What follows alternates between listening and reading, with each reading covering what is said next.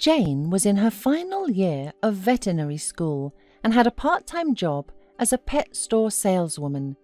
One evening, as usual after her shift, she closed the store and hurried home. On the subway platform, she saw a young man sitting in a wheelchair and begging for alms. His eyes were very sad and his face was wrinkled and exhausted beyond his years. The guy was dressed very poorly. Jane walked past him and suddenly there was a noise and clanking of metal behind her. The girl turned around and saw that the guy with his wheelchair had tipped over backwards and was lying on the platform. Apparently a group of young teenagers walking right behind her had hit him on purpose or accidentally, and he fell and remained lying there unable to get up. Jane ran over to the guy, picked up the wheelchair and helped him into it. The young man was embarrassed and thanked Jane for her help. When the girl offered to get him home, he sharply declined and drove in the opposite direction from Jane. Jane did not hesitate long and caught up with the guy, and without saying a word, simply took the handles of the wheelchair and wheeled him along the platform. The young man looked at the girl with his sad eyes, thanked her again, and then introduced himself as Kyle. Jane smiled and, to ease the awkward silence, asked why he was alone on the subway. Kyle showed Jane the direction, and while they were driving, he told her his story. 2 years ago, he had been in a car accident. That evening, he was rushing to see his girlfriend. He drove through an intersection at a yellow light, and a truck crashed into his car. Then there was the hospital, a long and almost ineffective rehabilitation, and in the end, a wheelchair. And worst of all, the girlfriend he was in such a hurry to see abandoned him when she found out what had happened to him. Hearing all this made Jane feel very sorry for the guy. She was a kind person, and she wanted to do something helpful for Kyle. By this time they had arrived at the house where Kyle lived. Jane was uncomfortable, but she asked if he got any kind of job. The young man answered honestly that he lived on his allowance, the help of caring neighbours, and, in especially desperate moments, even had to ask for alms. With these words, Kyle looked at Jane with his sad look of a doomed man, then said goodbye and drove into the driveway. Jane got back on the subway and went home. All the way home, she thought about the poor guy. The girl was living alone. Her father had died 2 years ago, and her mother passed away when Jane was very young. The girl was single. In her 22 years, she was unmarried and hadn't even dated anyone. The next day, Jane told the store owner that she had a person for the position of cage cleaner. The owner agreed and asked Jane to bring him in for a conversation. Now all the girl had to do was talk Kyle into it. The same evening after work, she went into the store and bought a couple of shirts, pants and a jacket. Jane went down to the subway and saw Kyle at the same place. The girl walked up to him and put the bag of clothes on his lap. Kyle looked at her questioningly, and Jane happily told him that she had found him a job in a pet store where she worked, and the animals there really needed someone to look after and feed them. Kyle was amazed at her compassion and at what she had done for him.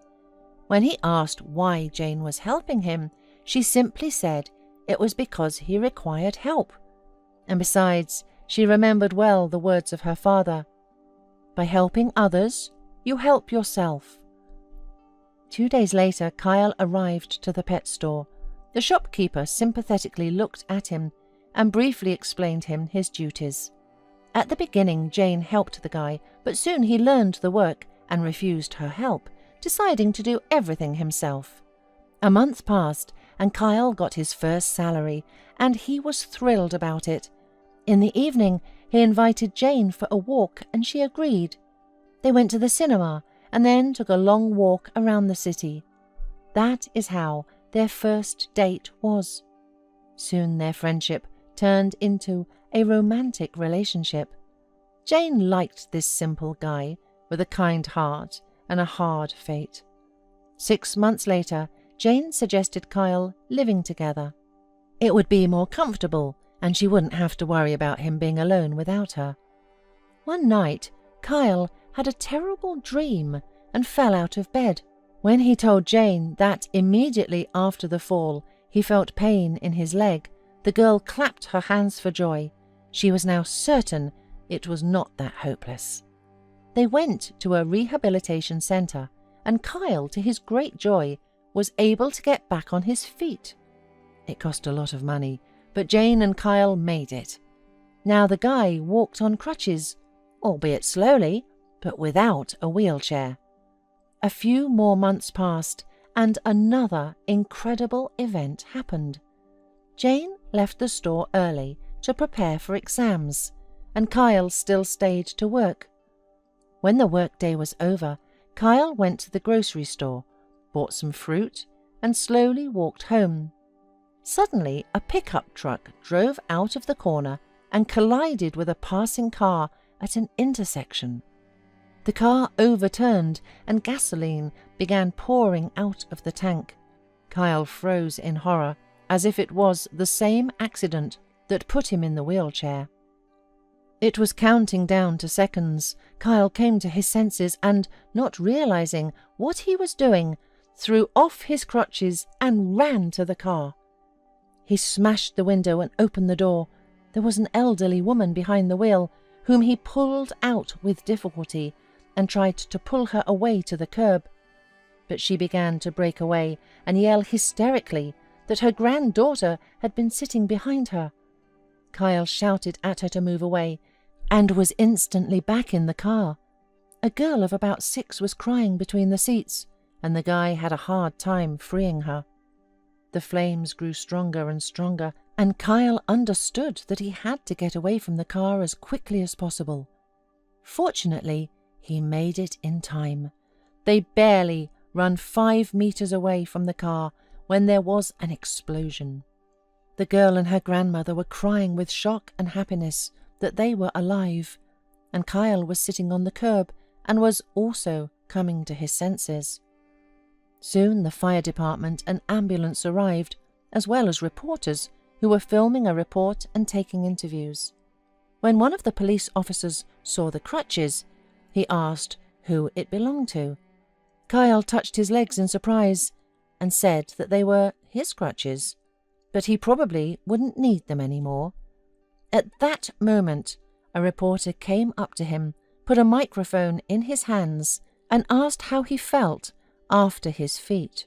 Kyle modestly replied that any man in his position would have done the same, and then, looking straight into the camera, he asked Jane to marry him.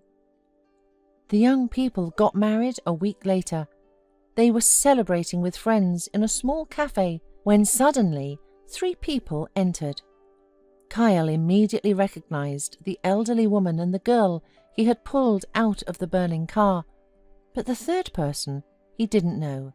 It was an older man in an expensive suit. The man walked up to Kyle, thanked him for saving his wife and granddaughter, and handed the young couple a thick envelope. "This is your wedding present." Inside the envelope was money enough for the young couple to start a new, happy life.